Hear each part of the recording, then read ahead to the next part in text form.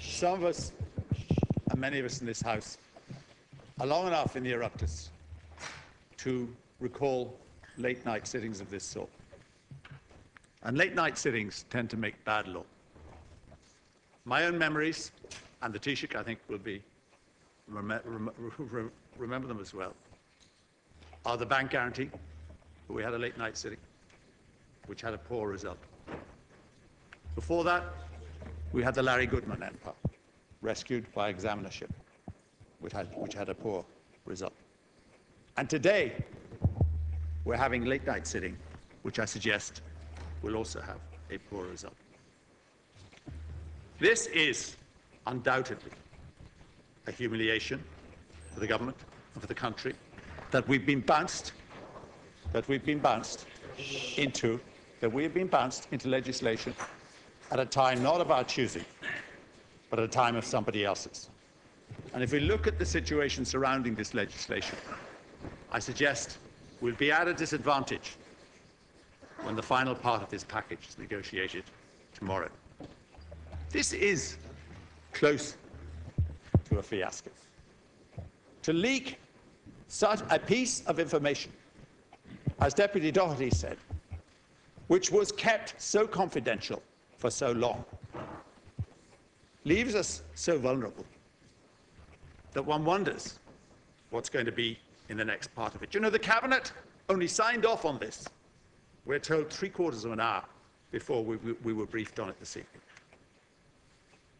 We were briefed for about 10 minutes.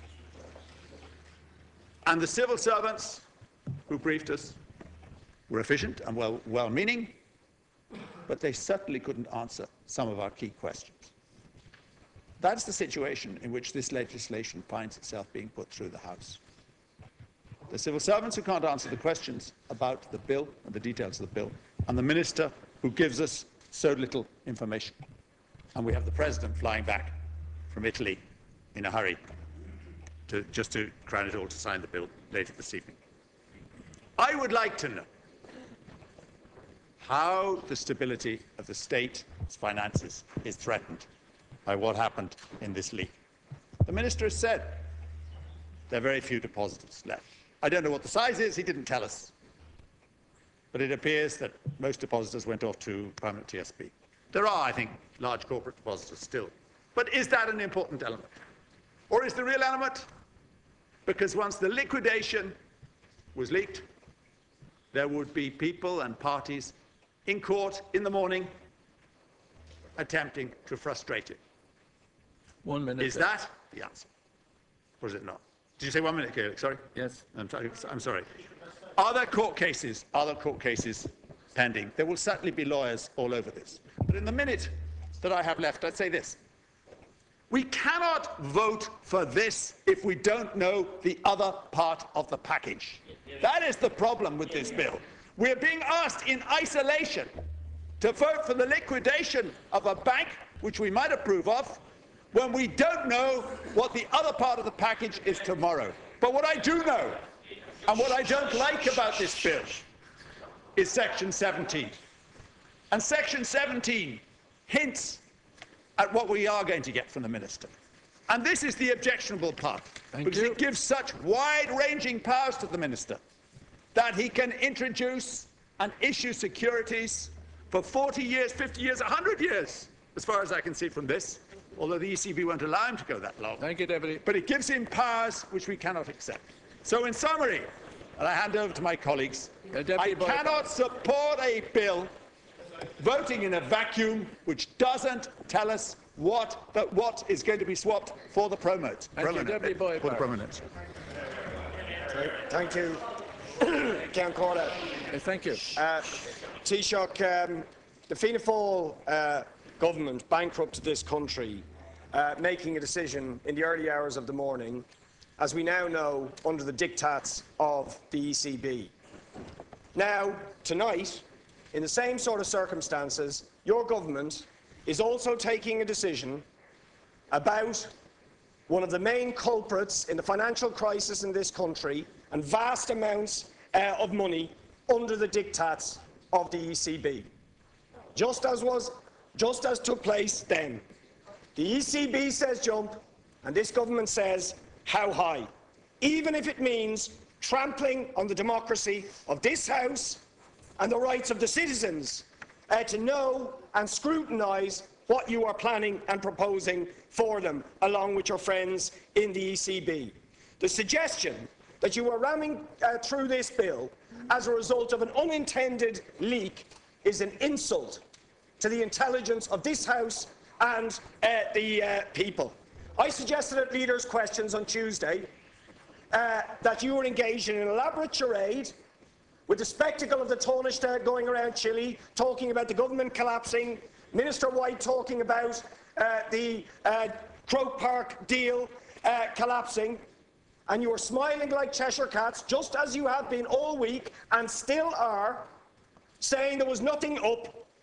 But tonight's events clearly confirm this is the second act in a play in amateur dramatics that started earlier this week and which will conclude tomorrow, when the deal you have already planned, just as this legislation was clearly written some time ago, wasn't written today, some time ago, to ram this through in order to pin Anglo's gambling debts permanently, securely, legally to the backs of the Irish people in such a way as that we cannot repudiate them.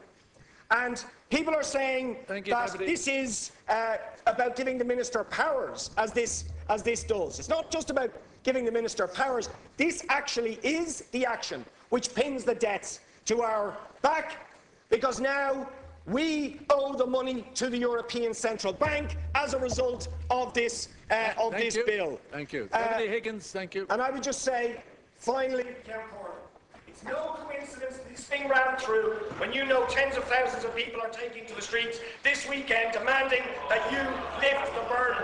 I would urge the people out there who you are trying to hook with, the nurses, the teachers, the guards, the vulnerable citizens, to take to the streets against this disgraceful attempt to hoodwink them and unload Anglo's gambling debts onto their backs.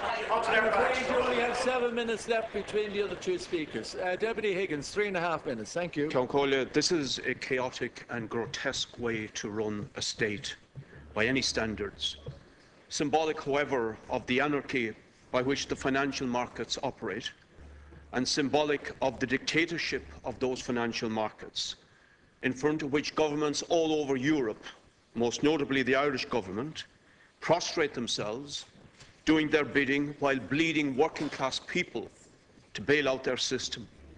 My first thoughts are with the 800 workers, most of whom are ordinary working people in this bank, who are summarily and brutally to be sacked from their jobs tomorrow morning if this legislation goes through, who are dependent on NAMA as to whether they will be rehired, but the transfer of undertakings does not apply, so therefore they can find themselves severely disadvantaged. They are being treated as pawns in this fiasco of high finance. This does not in any way cancel the disastrous private debts undertaken by Fine Gael and Labour following their predecessors Fianna Fáil and placed on the shoulders of the Irish people as a result of the disaster that was Anglo-Irish Bank and its speculation. And Section 17 makes very clear and sets up the scenario whereby this government will continue to honour those incredible debts that are put on our people, private gambling debts for which we have no responsibility. Now, the financial establishment of European capitalism is dictating everywhere that working people, the poor and the unemployed, shall be bled through austerity to meet the bad gambling debts of the financial system. The European markets, the European financial market system is a broken system, utterly dysfunctional and parasitic on society. And governments, including this one at the behest of these markets, are breaking society through savage austerity and crushing with economic misery tens of millions of our people. This bill is part of that whole rotten infrastructure and architecture and the market system, and it should be roundly rejected.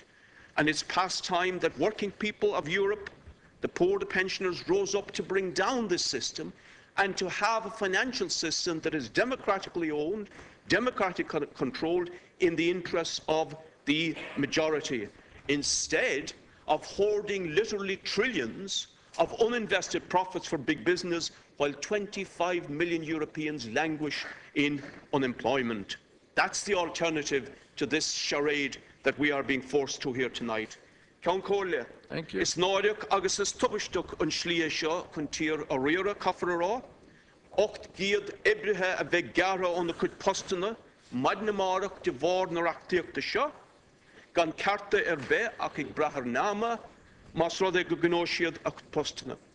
Ní laidíonn ón bilis seo éiread is euro na fíocha tubaisteacha de chud an banc Anglo-Éireannach a há tóca ag an réaltas seo agus an réaltas rimis. Caithfar an córas seo a bhise, caithfar córas eile a chur an áit a bheith faoi riara agus faoi stúrú agus faoi únéireacht trámlach na líne agus is an trí sin gur féidir linn an córas lufa seo a chur ar ceall agus rud a bhd níos fearr a chur an áit. Deputy Donnelly. Thank you, Ken Corlett. Taoiseach, as the longest-serving member of this House, you know better than anyone that it is the constitutional obligation of Dáil Éireann to hold the Cabinet to account. Now, Taoiseach, you said earlier that there is €40 billion at stake in this legislation. So I would ask my fellow deputies how we are fulfilling our constitutional obligation this evening in this way. This is a highly technical piece of legislation, with implications for the Irish people for decades to come. We on this side of the House have not had time to go through it. Fine Gael and Labour deputies have not had time to go through it. The Finance Committee has been bypassed, as happened in 2008, as happened in 2010 when the promissory notes were issued. Tonight, if this House accedes to the wishes of the Cabinet, we will have failed in our clear constitutional obligation to hold them to account on a matter of serious national importance. I have no objections to passing legislation that protects state assets in IBRC, and this bill may do that, but it does much more. Critically, it passes the 28 billion promissory note from IBRC to the European Central Bank. If and when you vote yes for this legislation, you will be moving €28 billion as a debt to 2 dead banks under criminal investigation, from that to the European Central Bank. The European Central Bank is legally not allowed to write any of that debt down.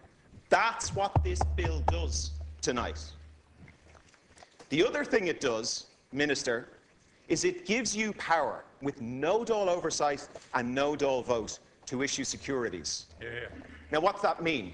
That means that you're going to be able to sit down with Patrick Honohan and Mario Draghi and say, let's all agree to turn this €28 billion promissory note into a 40-year bond. And we in this House will have no say, we will have no vote, because we will be giving you that authority in this bill. That issuing of a security is an appropriation of public money. Appropriation of public money is the gift of this House, not the Minister, not the Cabinet, this House and this House alone. It's entirely possible that Section 17 could be ruled unconstitutional. Minister, I would like you to withdraw this bill and come back to the House before the courts open for business in the morning with the minimal legislation needed to protect state assets. And then come back with wider legislation and allow this House do what it was elected to do. Allow your own TDs do what they were elected to do. Allow the Finance Committee play its role. And let's talk about it, and let's debate it, and then let's vote on it. This Act, brought in this way this evening, is very, very dangerous, and it is a fundamental erosion of parliamentary democracy. I would ask all deputies to think very, very hard about how they vote on this evening. Thank you.